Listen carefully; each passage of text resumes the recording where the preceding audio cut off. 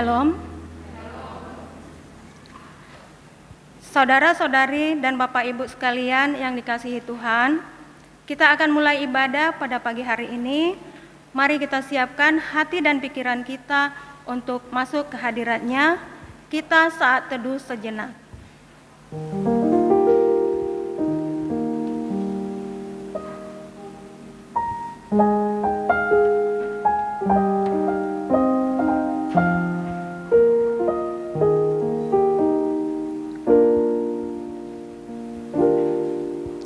Amin.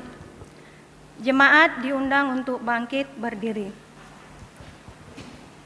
Angkatlah tanganmu ke tempat kudus dan pujilah Tuhan. Mazmur 134 ayat 2. Kita memuji Tuhan dari nyanyian nomor 173 ayat 1 sampai 3.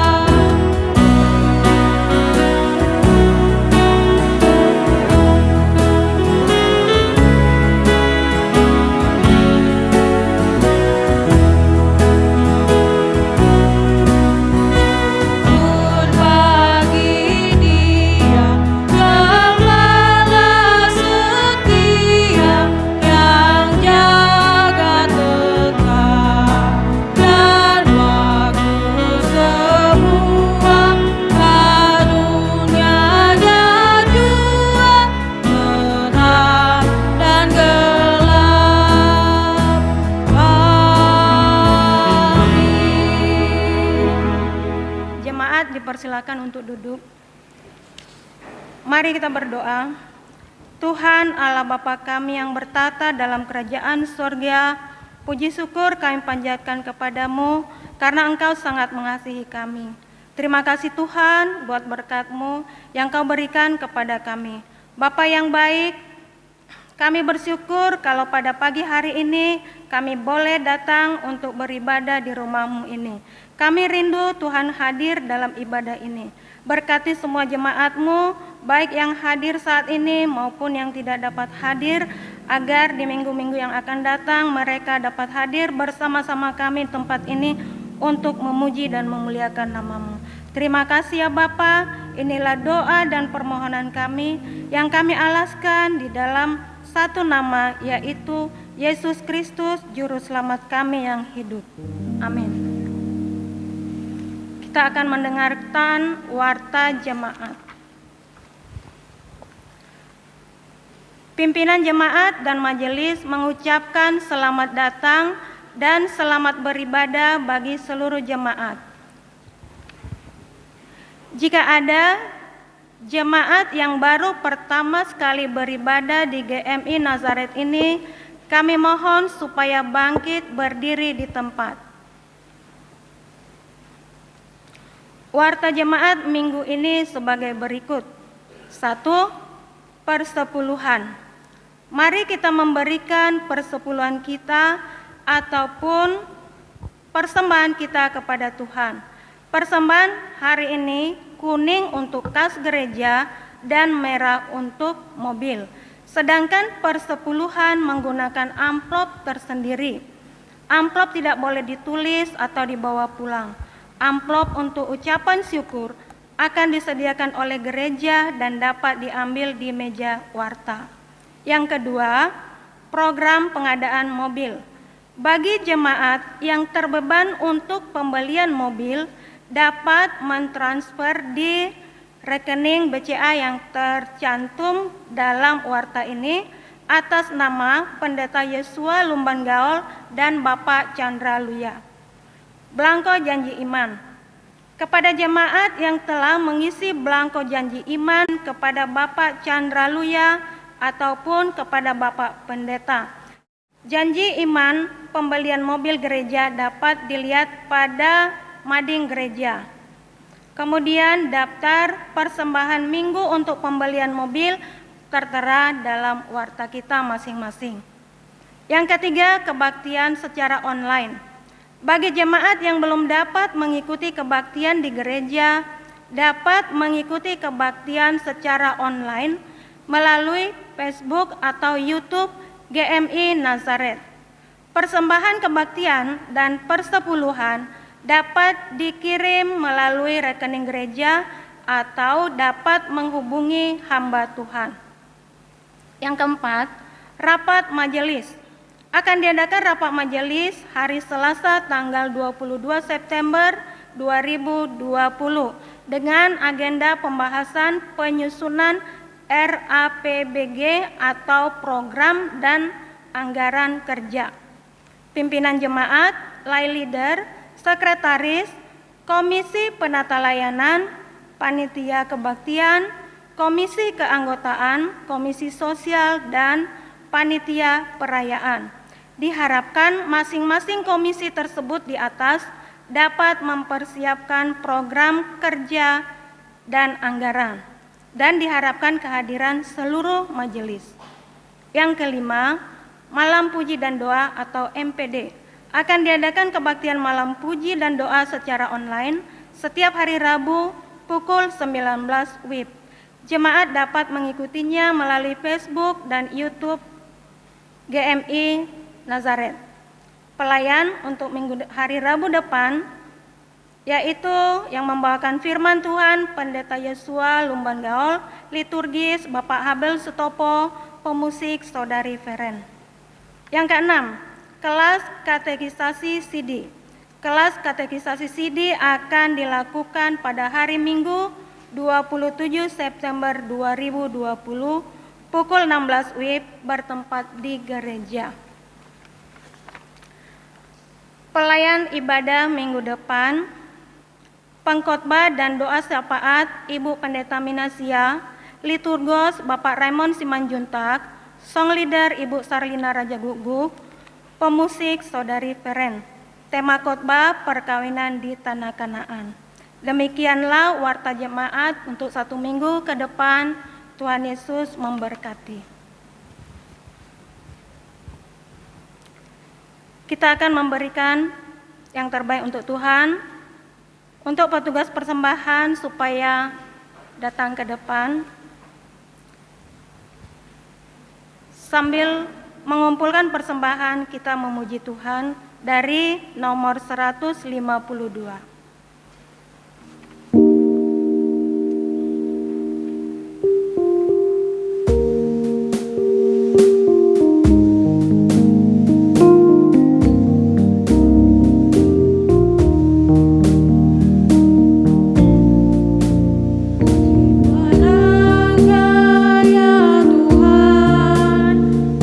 Padamu ku baktikan dan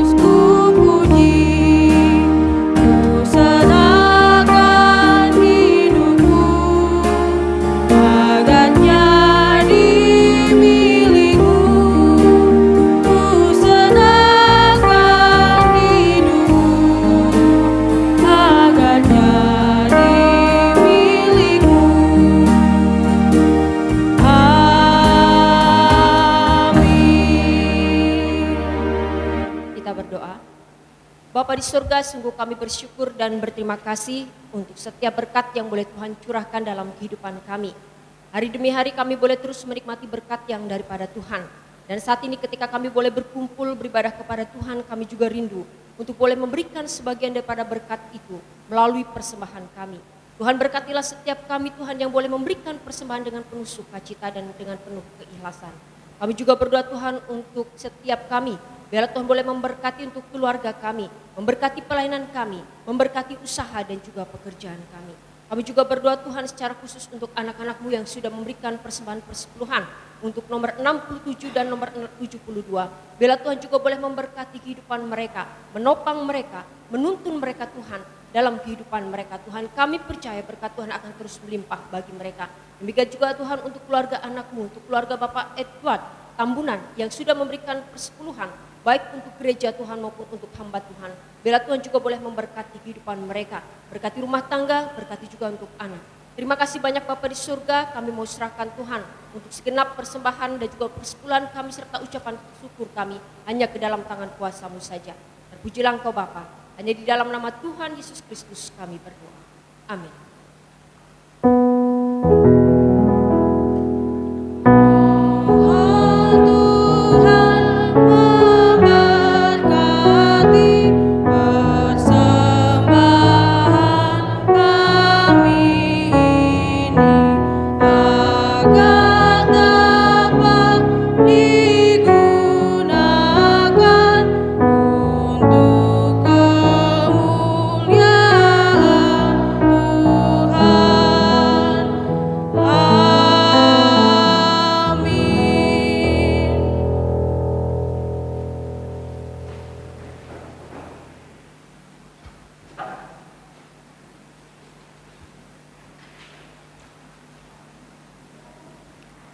Kita akan mendengarkan firman Tuhan.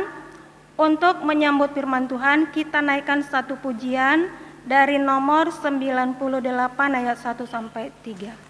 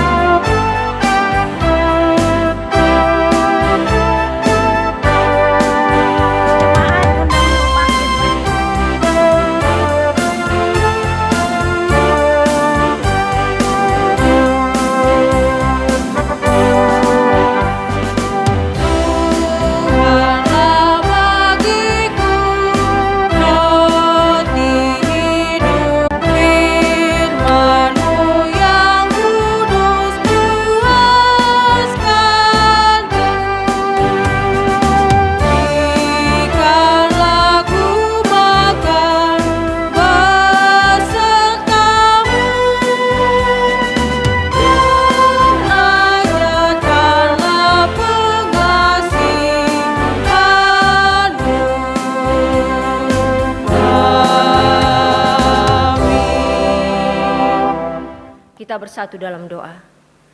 Bapa di surga, kami bersyukur beribadah di dalam rumah Tuhan, maupun saat ini oleh karena situasi dan keadaan beribadah di tempat masing-masing.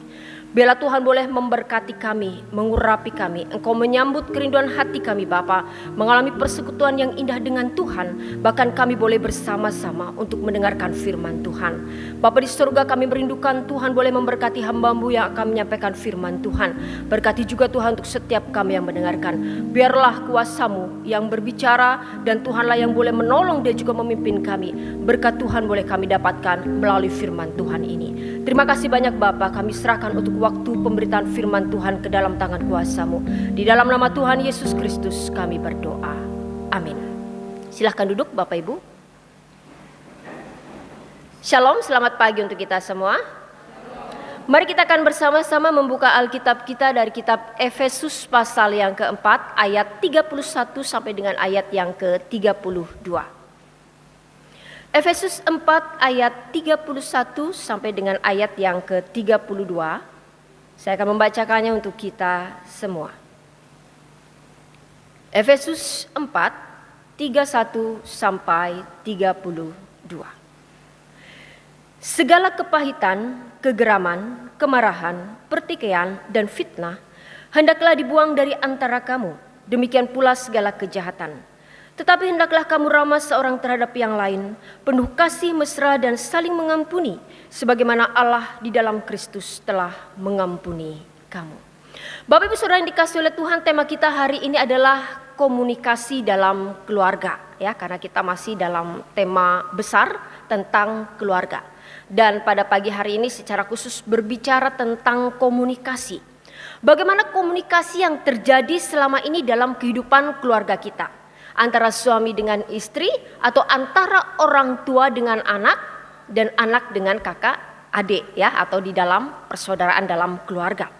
Apakah baik atau tidak baik? Apakah mengalami hambatan atau lancar atau mulus seperti dalam jalan tol, ya? Kita pernah mengalami hambatan atau kita mulus, ya, perjalanan komunikasi dalam keluarga kita. Nah, berbicara tentang komunikasi maka itu akan ada kaitannya dengan perkataan, ya. Meski kita tahu bukan hanya perkataan atau secara verbal, ya, misalnya kita bicara dari satu orang ke orang yang lain, tapi gerak atau bahasa tubuh juga bisa menjadi satu bentuk komunikasi. Misalnya melambaikan tangan, itu sebagai pengganti misalnya selamat tinggal atau dadah, ya. Kemudian kalau muka kita cemberut, itu bahasa tubuh, ya. Itu menyampaikan pesan kepada orang yang ada di sekeliling kita, mungkin kita sedang kesal, sedang jengkel, sedang tidak enak hati, ada sesuatu yang tidak mengena. Secara harfiah, Bapak Ibu, komunikasi itu berarti berhubungan atau bergaul dengan orang lain. Dan cara berhubungan itu salah satunya adalah lewat perkataan. Ketika kita menyampaikan pesan atau sesuatu dan ada yang menerima pesan itu atau sebaliknya. Nah, Bapak Ibu, pernahkah kita mengalami masalah dengan suami atau istri kita atau dengan anak-anak kita? Saya yakin pernah, dan mungkin bukan sekali dua kali saja, tapi bisa jadi sering kali, ya. Ada perbedaan persepsi, ada perbedaan pendapat, ya. Satu hal saja itu bisa menimbulkan masalah atau konflik. Seorang hamba Tuhan pernah mengatakan, dalam konteks sebuah keluarga yang pernah mengalami masalah atau persoalan, sebenarnya yang menjadi biang keladi itu kadang-kala kita anggap itu sebagai persoalan ekonomi, ya, persoalan pendidikan anak-anak kita, persoalan keuangan di dalam keluarga. Memang bisa menjadi sebuah persoalan, bisa menyebabkan keluarga itu menjadi rusak atau tidak harmonis. Ya, muncul persoalan di antara suami atau istri. Tetapi sebenarnya masalah utama di dalam sebuah keluarga dewasa ini sebenarnya bukan hal itu Bapak Ibu. Tapi hilangnya komunikasi. Hilang kemana? Kemana bisa hilang? Ya, kok bisa hilang? Ya, seperti aneh sekali karena sejak kecil kita sudah diajar bagaimana kita berbicara. Tapi begitu berkeluarga kita merasa komunikasi itu sebagai hal yang sangat sulit. Saya pernah mengalami hal ini Bapak Ibu, ya. Saya tipe orang yang cenderung untuk mendiamkan masalah. Dan saya pikir ini adalah jalan keluar yang terbaik daripada ribut dan perang kata-kata. Diam dan tidak berkomunikasi. Tapi nyatanya hal seperti itu seperti menumpuk bara dalam sekam, ya. Sewaktu-waktu itu bisa menyemburkan api ketika kita menumpuk sesuatu, ya. Ya, kita bisa meledak. Ya, pada akhirnya kita sembunyikan, kita tutupi, tapi itu adalah seperti bara, bisa menyemburkan api kemudian bisa meledak. Ya. Dan akhirnya mungkin persoalan-persoalan lama diungkit kembali dan itu menjadi masalah atau konflik di dalam keluarga. Tapi mungkin kalau kita coba berbicara dengan kepala dingin, ya, bersama-sama menginginkan bahwa persoalan itu bisa terselesaikan, bermaafan, ya, pasti bisa selesai dengan baik. Tapi sekali lagi saya katakan bahwa lemahnya atau hilangnya komunikasi adalah penyebab utama masalah dalam relasi antara suami istri atau antara orang tua dengan anak. Jemaat yang dikasih Tuhan, Pendeta Paul Gunadi mengatakan peran komunikasi dalam keluarga itu dapat disamakan seperti peran jantung di dalam tubuh, ya. Sama seperti jantung yang memompa darah ke seantero tubuh kita, maka komunikasi itu memompa kehidupan ke seantero keluarga. Jadi berapa sehatnya keluarga atau hubungan antara suami istri, orang tua dengan anak itu dapat diukur dari berapa sehatnya komunikasi dalam keluarga. Dalam hal ini secara langsung, komunikasi secara langsung, ya. Dan untuk sekarang ini, zaman ini sepertinya agak sulit untuk diukur Bapak Ibu, ya. Sudah banyak keluarga atau suami istri itu kehilangan komunikasi, ya. Gara-gara apa? Gadget, gampang ya. HP itu memiliki pengaruh yang sangat besar dalam komunikasi kita dalam keluarga, ya. Semua orang sibuk berkutat dengan HP di tangan masing-masing. Makan bersama yang seharusnya menjadi ajang mungkin orang tua menanyakan banyak hal kepada anak-anak, akhirnya makan sambil pegang HP. Duduk bersama, bukan lagi ngobrol sana ngobrol sini, atau hal-hal yang bisa membangun, disitulah tempat orang tua memberikan nasihat. Tapi mungkin walaupun dalam satu ruangan, satu di pojok sana pegang HP, satu di kursi sini pegang HP, ya. Itu adalah situasi yang terjadi sekarang ini. Atau mungkin rumahnya 2 lantai, bukan lagi berteriak, "Nak, turun," atau apa, tapi WA, turun, tapi lewat WA, ya. Itu adalah kenyataan yang terjadi sekarang ini Bapak Ibu. Dan kalau itu yang terus terjadi, maka komunikasi bukan hanya melemah, tapi bisa menghilang. Tidak ada lagi bahan pembicaraan, tidak ada lagi kesamaan dan kesepakatan tentang rumah tangga. Tidak ada lagi penyelesaian terhadap hal-hal yang seharusnya diselesaikan bersama dengan cara berbicara, ya. Jangan kaget kalau tiba-tiba ada masalah, sudah menggunung dan siap memecah kesatuan antara suami istri atau memecah keluarga. Bapak Ibu yang dikasih Tuhan, mungkin ada yang masih bertanya apa itu komunikasi dalam hidup kita. Ada beberapa definisi dan makna, tapi saya tertarik dengan sebuah pernyataan yang mengungkapkan bahwa ternyata kata komunikasi itu berasal dari kata koinonia, ya. Koinonia, kita ingat pasti tritugas gereja atau tritugas kita sebagai orang percaya, ya, koinonia, marturia, dan diakonia. Tapi ini komunikasi dikatakan berasal dari kata koinonia, persekutuan. Dalam arti terdalam bahwa berbagi hidup sehingga menjadi satu kesatuan. Saya merasa luar biasa ketika menemukan kata ini, komunikasi berasal dari kata koinonia. Koinonia itu adalah persekutuan. Fungsi komunikasi itu sesungguhnya adalah penyatuan. Komunikasi itu untuk menyatukan. Dan kita sudah tahu sebaliknya. Ketika tidak ada komunikasi, maka yang terjadi itu perpisahan alias tercerai berai. Ya, kalau kita melihat dari asal kata koinonia ini. Bapak Ibu yang dikasih Tuhan, mengapa komunikasi itu sangat penting di dalam keluarga kita. Terlebih bagi suami istri. Ini menjadi hal yang patut kita tahu, ya. Kita harus ingat bahwa saat memasuki dimensi kehidupan yang baru, yaitu pernikahan, saat Bapak Ibu menikah, ya dulu, kita mulai menjalani kehidupan bersama seorang yang bukan diri kita, ya. Pasangan kita dibesarkan dengan cara yang berbeda, termasuk cara berkomunikasi. Mungkin kita diajarkan, atau mungkin latar belakang suku juga sangat berpengaruh terhadap hal ini, ya. Bagaimana mengungkapkan isi pikiran kita dengan kata-kata yang lembut dan komunikasi nonverbal yang baik. Tapi mungkin pasangan kita itu terbiasa dengan komunikasi yang lugas, yang langsung saja, ya, yang keras, yang bahkan mungkin bisa menyakiti orang lain ketika mendengar perkataan itu. Karenanya komunikasi itu bisa menjadi gampang-gampang susah Bapak Ibu, ya. Bapak Ibu saudara yang dikasih oleh Tuhan, mari kita mencoba menelusuri Komunikasi itu secara teologis, sesuai pandangan Alkitab. Mengapa komunikasi itu menjadi hal yang sangat berarti bagi manusia? Kita semua percaya bahwa kita diciptakan menurut gambar dan rupa Allah, ya. Dan Allah yang kita sembah itu adalah Allah Tritunggal. Allah Bapa, Allah Anak, dan Allah Roh Kudus. Di dalam kekekalan Allah tidak pernah sendirian karena Tritunggal. Dan sebelum semuanya ada, sebelum manusia ada, Allah Tritunggal itu saling berkomunikasi, saling berelasi di dalam kekekalan. Coba Bapak Ibu kita lihat di dalam Kejadian pasal 1 ayat yang ke-26. Kejadian 1 ayat yang ke-26. Ya. Awal kita buka Alkitab. Berfirmanlah Allah, baiklah kita menjadikan manusia menurut gambar dan rupa kita. Ya. Baiklah kita menjadikan manusia menurut gambar dan rupa kita.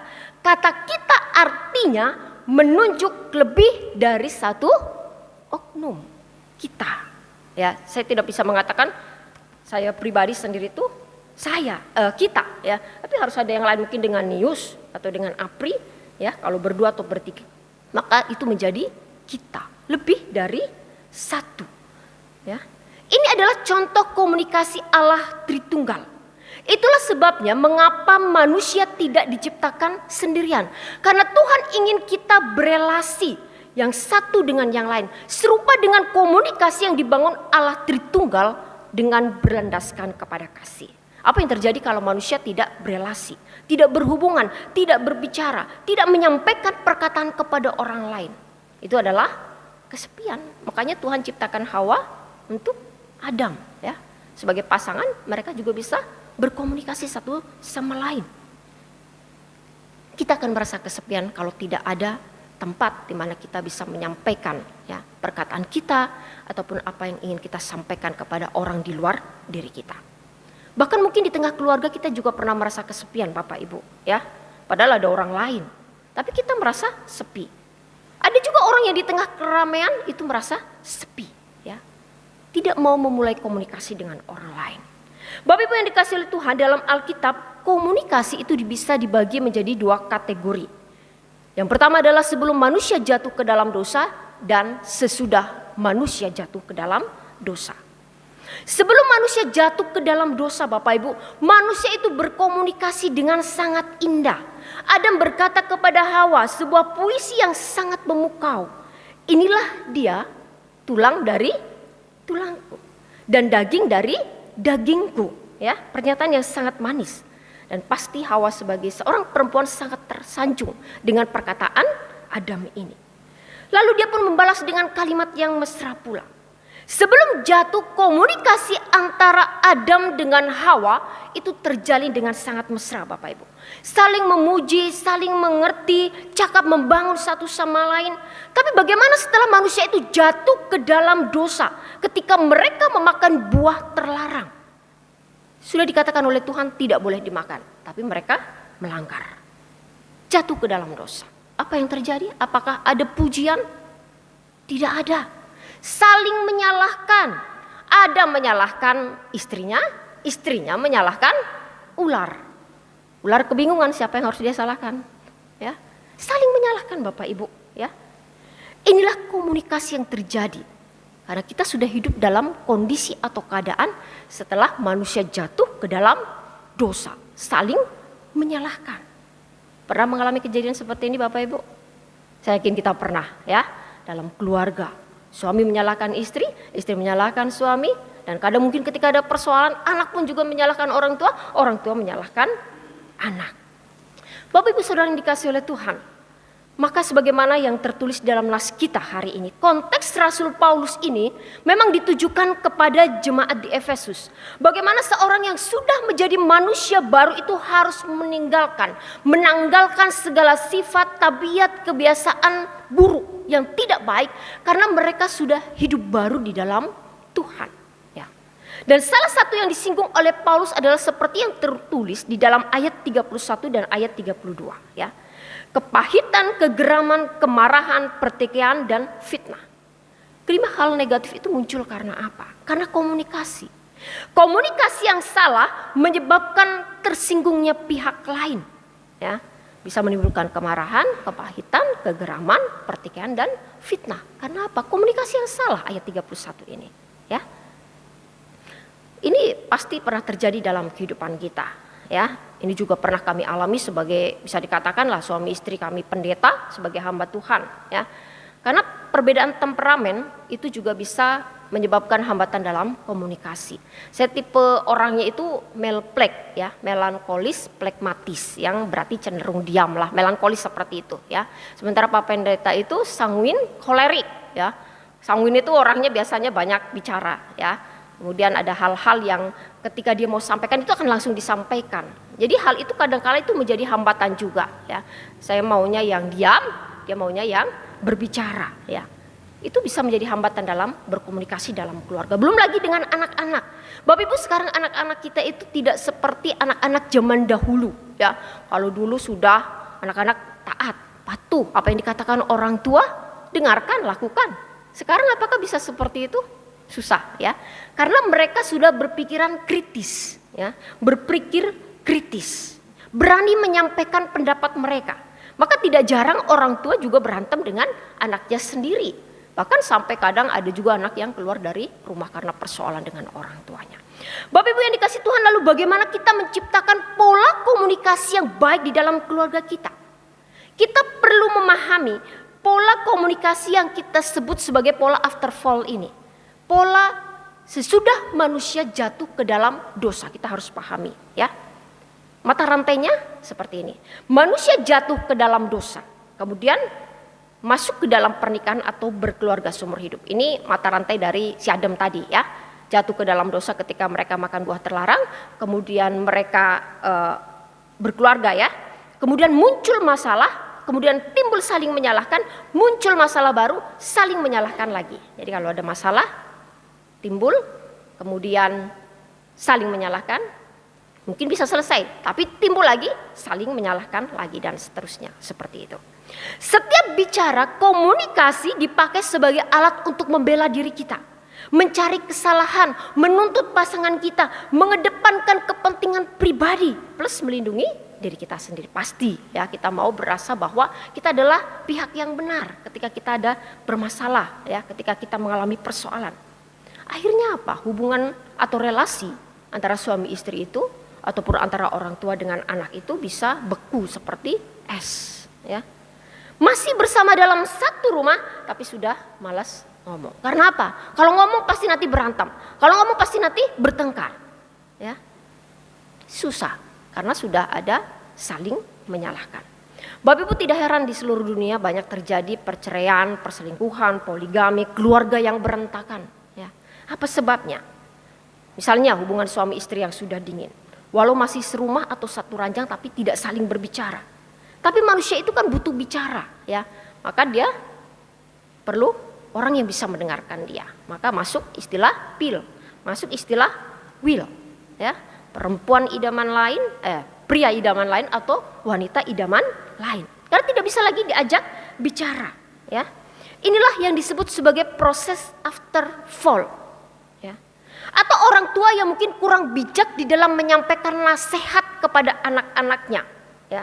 Bahkan dia sendiri tidak bisa menjadi teladan bagi anak-anaknya.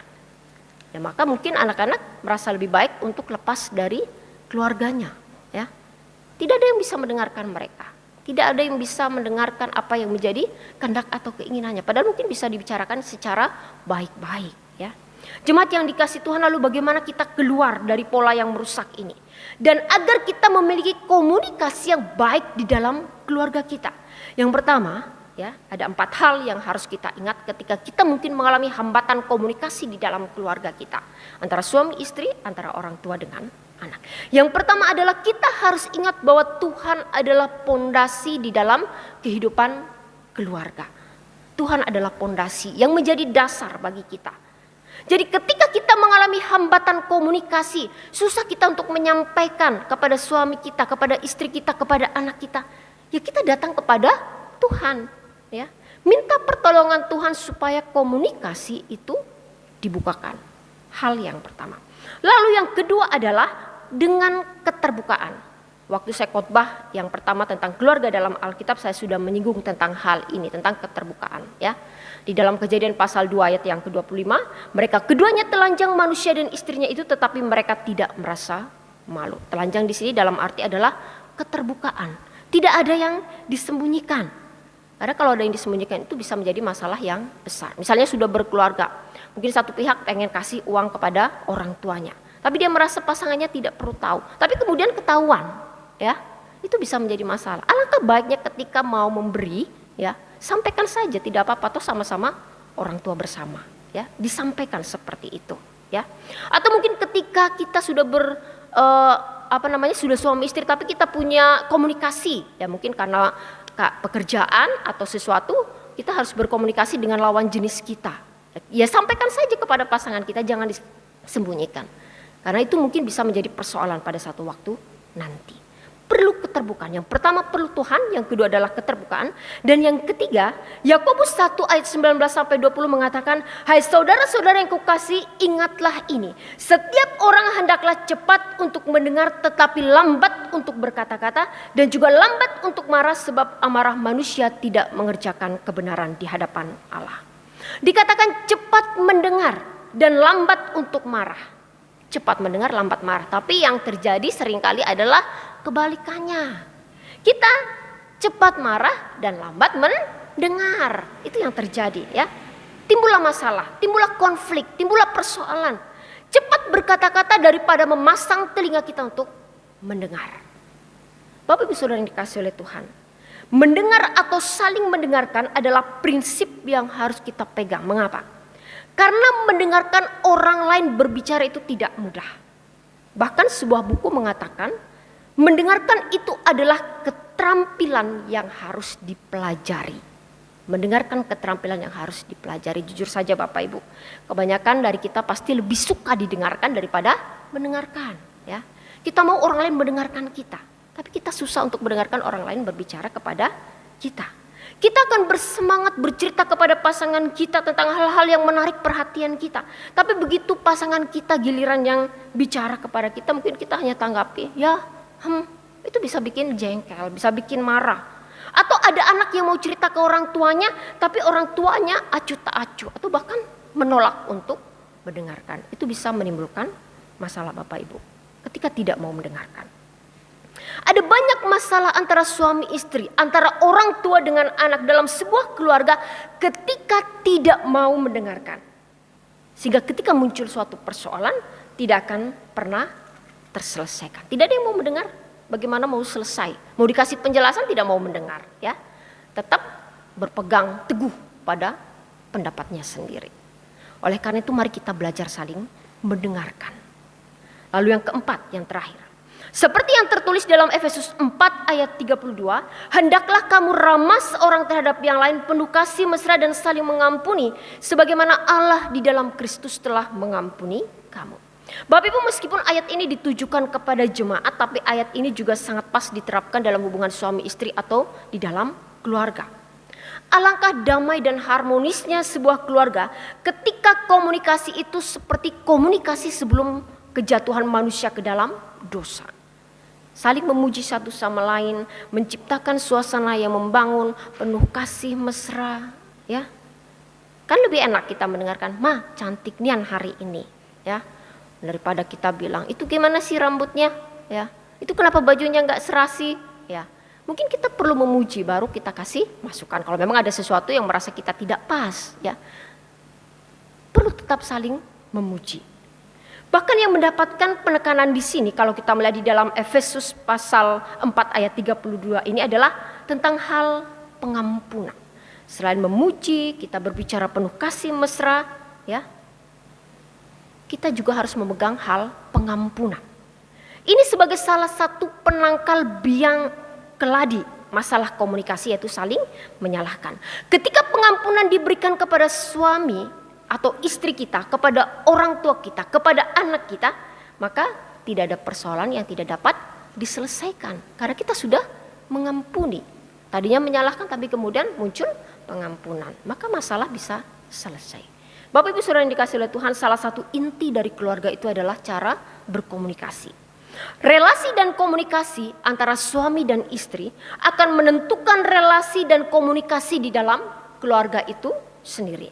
Apabila suami dan istri saling menghormati, menghargai perbedaan, mencari solusi bersama dengan baik serta mengasihi, ya, dalam tindakan maupun perkataan, maka besar kemungkinan bahwa anak-anak juga akan melakukan hal yang sama. Maka kita sedang menciptakan sebuah generasi yang nantinya mereka juga akan memiliki keluarga yang baik dan harmonis. Mari kita terus belajar tentang berkomunikasi ini Bapak Ibu. Cara berkomunikasi yang baik dan efektif antara suami istri, antara orang tua dan anak, serta relasi kita dengan anggota keluarga yang lain. Dan jangan pernah lupa, komunikasi kita dengan sumber kehidupan kita, yaitu Tuhan. Kita berkomunikasi tapi kita punya sumber kehidupan, yaitu Tuhan. Komunikasi yang satu ini harus terus terjalin melalui doa dan pembacaan firman Tuhan. Jangan pernah dilupakan. Kita sendiri bisa merasakan bagaimana rasanya jika komunikasi dengan Tuhan itu terhambat, ya. Tidak ada ketenangan, tidak ada kedamaian, masalah bisa bertumpuk-tumpuk tanpa ada solusi. Tapi yakinlah ketika komunikasi dengan Tuhan berjalan dengan baik dan lancar, maka tidak ada masalah yang tidak bisa kita atasi. Bapak Ibu yang dikasihi Tuhan, mari kita terus menjaga komunikasi kita dalam relasi dengan Tuhan dan dengan sesama kita. Amin. Mari kita berdoa. Bapa di surga, kami bersyukur untuk pagi hari ini melalui firman-Mu kami boleh mendapatkan pembelajaran yang penting dalam kehidupan berkeluarga kami sebagai keluarga yang percaya kepada Allah. Kami rindu kami boleh memiliki komunikasi yang baik dan efektif antara suami dengan istri, antara orang tua dengan anak. Dan kami percaya relasi yang baik, komunikasi yang baik itu juga bisa membuat kami memiliki komunikasi yang baik juga dengan orang-orang di sekitar kami. Kami juga rindu Tuhan untuk kami tidak melupakan komunikasi dengan Tuhan sebagai hal yang utama dalam kehidupan kami. Melalui doa, melalui pembacaan firman Tuhan, kami bisa berbicara kepada Tuhan. Kami juga bisa mendengarkan suara Tuhan. Kami rindu Tuhan boleh memberkati untuk relasi kami Bapa, komunikasi antara kami dengan Tuhan, antara kami dengan sesama kami. Terima kasih banyak Bapa di surga, kami bersyukur untuk firman-Mu. Saat ini kami juga hendak menyampaikan doa syafaat kami kepada Tuhan. Kami sebelumnya memohon pengampunan-Mu jikalau banyak dosa kesalahan yang sudah kami lakukan. Kami bersyukur kepada Tuhan untuk setiap berkat yang boleh Tuhan berikan dalam kehidupan kami. Secara khusus bagi gereja Mugem Inasare di tempat ini. Kami percaya tangan pengasihan Allah senantiasa terulur atas kami. Tuhan memberkati kami, Tuhan menolong kami. Terbukti sampai sekarang ini kami dapat menjalani kehidupan kami dengan baik. Semua bukan karena kekuatan kami, bukan karena kemampuan kami, bukan karena usaha kami, tapi karena merupakan anugerah dan berkat yang daripada Tuhan. Biarlah hal ini juga boleh membuat kami selalu bersyukur dan berterima kasih kepada Tuhan, yang kami tunjukkan dengan kehidupan kami yang semakin taat kepada Tuhan dan perintah Tuhan. Bapa di surga, pada saat ini kami berdoa untuk gereja-Mu di tempat ini.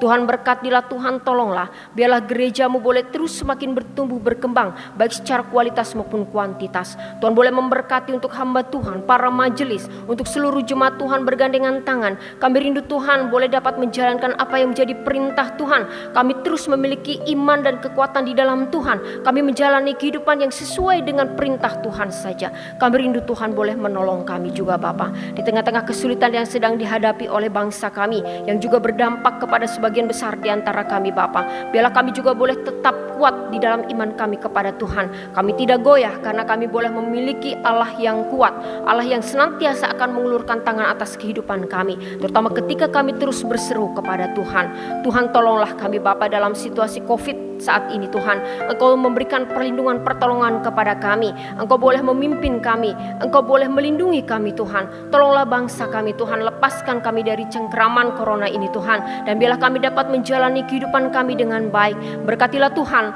untuk setiap usaha yang boleh dilakukan untuk vaksin. Biarlah Tuhan boleh menolong setiap mereka. Terima kasih banyak Bapa di surga. Kami serahkan untuk setiap situasi dan juga kondisi kami ke dalam tangan kuasa Tuhan. Kami juga berdoa secara khusus untuk gereja Tuhan. Engkau memberkati Bapa untuk kerinduan kami berbuah semakin lebat dalam kehidupan kami, berakar semakin kuat dalam iman kami. Tuhan tolonglah kami Bapa di surga untuk kami terus bersandar kepada Tuhan, berpegang hanya kepada Tuhan. Biarlah melalui setiap kegiatan gereja gereja Tuhan, kami juga boleh semakin dikuatkan iman percaya kami kepada Tuhan. Saat ini kami juga bersyukur kepada Tuhan, oleh karena beberapa di antara kami boleh merayakan ulang tahun selama seminggu ke depan. Bila Tuhan boleh memberkati untuk Suwandi Simanjuntak, Farida Simanjuntak, Andri Simanung Khalid, James Galingging, Maria, Elizabeth Panjaitan.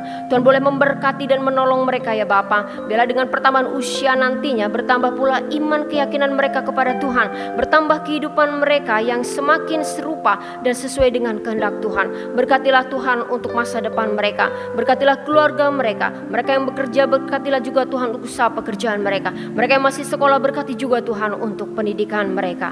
Terima kasih banyak Bapa di surga, kami juga serahkan Tuhan di tengah-tengah sukacita kami. Mungkin ada juga jemaat yang sedang bergumul oleh karena beberapa hal, baik itu permasalahan di dalam ekonomi keluarga, baik hubungan antara satu dengan yang lainnya dalam keluarga maupun dengan yang lainnya. Bahkan kami juga berdoa untuk mereka yang masih mencari pekerjaan, mereka yang mencari pasangan hidup, bahkan yang merindukan keturunan. Biarlah Tuhan boleh menolong, Tuhan boleh menjamah mereka, dan Tuhan menjadi penguat mereka dalam kondisi pergumulan mereka. Biarlah mereka tetap diteguhkan bahwa tangan kasih Allah akan senantiasa menyertai, dan Tuhan boleh memberikan pertolongan dalam hidup mereka.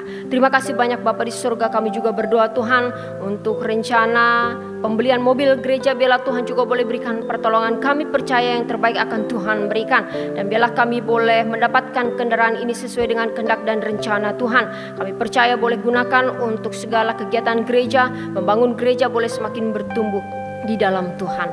Terima kasih banyak Bapa di surga. Saat ini Tuhan Yesus, kami juga serahkan Tuhan untuk visi misi GMI Wilayah 2. Tuhan juga boleh berkati untuk para bishop, untuk para DS, dan juga untuk seluruh hamba Tuhan yang melayani dimanapun berada. Tuhanlah yang boleh memberkati dan menolong. Biarlah kami senantiasa Tuhan satukan hati kami, dan boleh bersama-sama kami boleh melayani Tuhan dengan segenap apa yang boleh kami miliki, dan kami rindu untuk dapat mempermuliakan nama Tuhan. Terima kasih banyak Bapa di surga, kami mau serahkan Tuhan Yesus untuk setiap doa kami hanya ke dalam tangan pengasihan Tuhan. Terpujilah Engkau Bapa, di dalam nama Tuhan Yesus Kristus kami berdoa. Amin. Bapak Ibu yang dikasihi Tuhan, kita akan menutup ibadah kita. Sebelumnya kita akan menaikkan pujian dari nyanyian Rohani Metodis nomor 111 ayat 1 sampai 3, ikut Dikau saja Tuhan.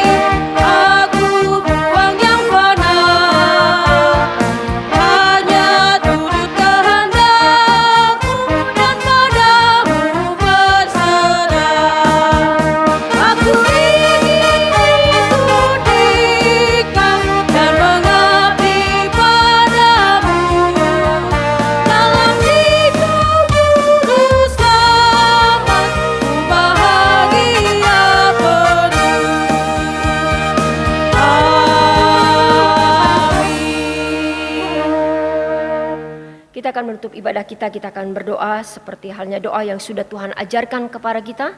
Doa Bapa kami, kemudian doksologi, berkat, dan kita aminkan 3 kali. Mari kita berdoa, doa Bapa kami. Bapa kami yang di surga, dikuduskanlah namamu, datanglah kerajaanmu, jadilah kehendak-Mu di bumi seperti di surga. Berikanlah kami pada hari ini makanan kami yang secukupnya, dan ampunilah kami akan kesalahan kami, seperti kami juga mengampuni orang yang bersalah kepada kami. Dan janganlah membawa kami ke dalam pencobaan, tapi lepaskanlah kami daripada yang jahat, karena Engkaulah yang mempunyai kerajaan dan kuasa dan kemuliaan sampai selama-lamanya. Amin.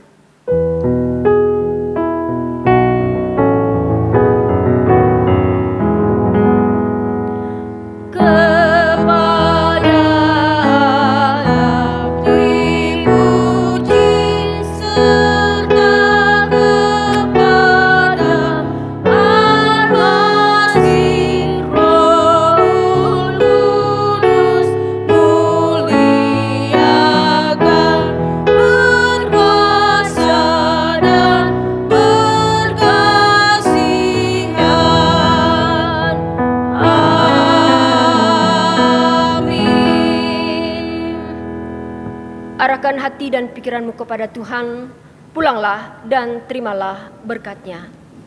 Damai sejahtera dari Allah Bapa, kasih sayang Tuhan Yesus Kristus, persekutuan di dalam Roh Kudus, kiranya memberkati, menyertai kita, mulai hari ini, besok, bahkan sampai selama-lamanya. Amin.